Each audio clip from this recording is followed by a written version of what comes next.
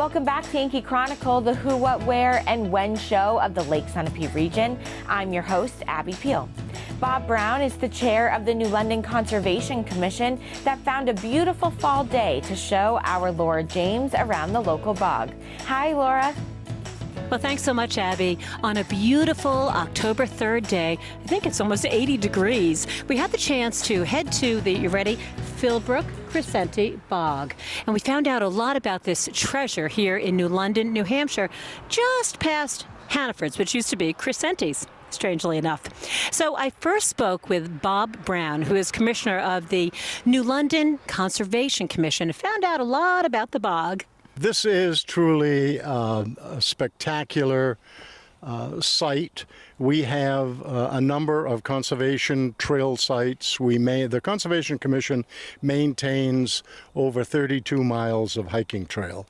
And some are a walk in the woods, and then some others, like this bog, primarily walkway. So, Bob, just to give some perspective, we came down Route 11 in New London, New Hampshire, and right past Hannaford's on the left-hand side, coming from New London, is this hidden spot. Correct. There's new stairs there, so it's more visible than it used to be. But it's very easy to find, and it's a short walk to go through both loops, and there's all kinds of things to see. Now, it is amazing. This is a floating walkway, and a bog is in itself, I mean, we spent all of our time bringing the kids here when they were little, and I was often very scared, thinking they might sink. Can you tell everyone what a bog is? Well, this is officially a kettle bog. It was formed roughly 10,000 years ago. 10,000? I wasn't there, so. But, as the story goes, it was during the Ice Age, and it was either a great big rock or a great big piece of ice that made this depression, and it melts, and there's really no inlet or outlet. And that's why we have these walkways that are a secure surface to walk on. We don't recommend people go out onto the tundra or the bog, and it's one of the few trails that we ask folks not to bring dogs into.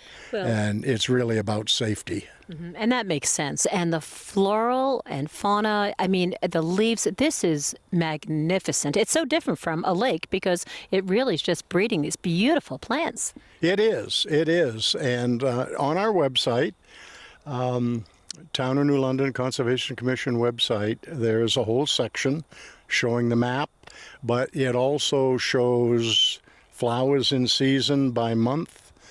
Talks about the history. I have to tell you now, Bob and I are, of a generation that we like to physically have things in our hands. And I know most folks don't, but this is worth printing out. It is magnificent. As I said, there's no big words, so I can understand it. and it's great for kids. Tell us, you touched on it, but there are two loops? Yes, there are two loops. This is the Spruce Loop on the west side. Over to the east is the Tundra Loop, which is, in terms of linear feet, it's longer. Just to give you a little history, this whole improvement project started early in the COVID program because it was walking out here and other trails was one of the few things that families could do together, maintain their social distancing and so forth, and it worked out well. But it's very difficult to measure, but we estimate trail visits are up 4 to 5 times. Oh my gosh. So it's a huge crowd. And the original boardwalk that was put in here some 30 years ago was 2 boards, 2x8 dimension, nailed together crosswise and laid on an unstable surface. So when you get more than one person on the board, it starts to move. And some of them would actually pop up. We looked at it and said, we're going to do this right. The most difficult area was what we call the access path, which goes from Newport Road into Grand Junction, where the 2 loops split. That's 320 feet. And that was a series of rocks, roots, water holes, mud, very unstable, and we could never get a wooden walkway to stay in there. So it sounds like there are some major fundraising efforts underway right now. Yes, there are. This is actually our third year of fundraising. And starting from the beginning, we said we would try our very best to do this with private funding and not go to the taxpayers at town meeting and ask for a lot of money, because this is, we don't have a final number, but it's pretty close. This will be in excess of $250,000 when we get done. So, Bob, forgive me, I know I won't be popular with the select people, but this is a very worthy endeavor to support. I mean, it impacts clearly recreation, but also the environment. It impacts, the wildlife here. This is an amazing, amazing spot. Would it make sense to have a little support from the town of New London? Oh, well, we certainly have support. We've had many generous donors, businesses, but this is a lot of money. And right now we need $67,000 to finish this phase 3.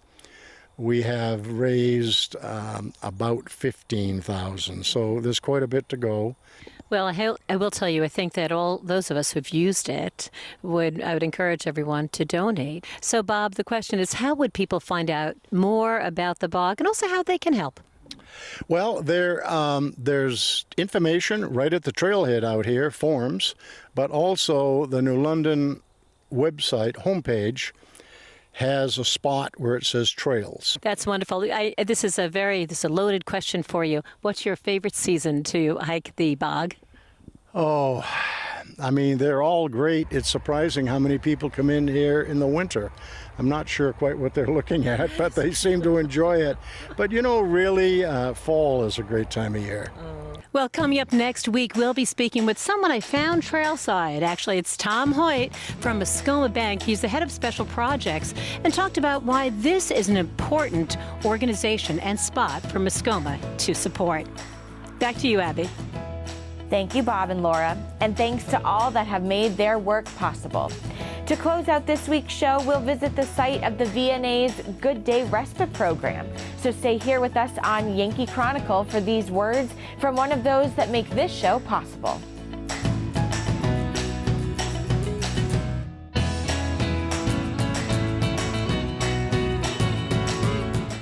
This program is supported by H.R. Clough and Kearsarge Heating. Their full-service model offers oil delivery, propane, motor fuels with design, installation, service, and maintenance of all types of oil, gas, and alternative energy systems, as well as air conditioning, water conditioning systems, and their highly trained and friendly staff will assist you throughout the process of buying, installing, and servicing a full line of energy products. H.R. Clough and Kearsarge Heating.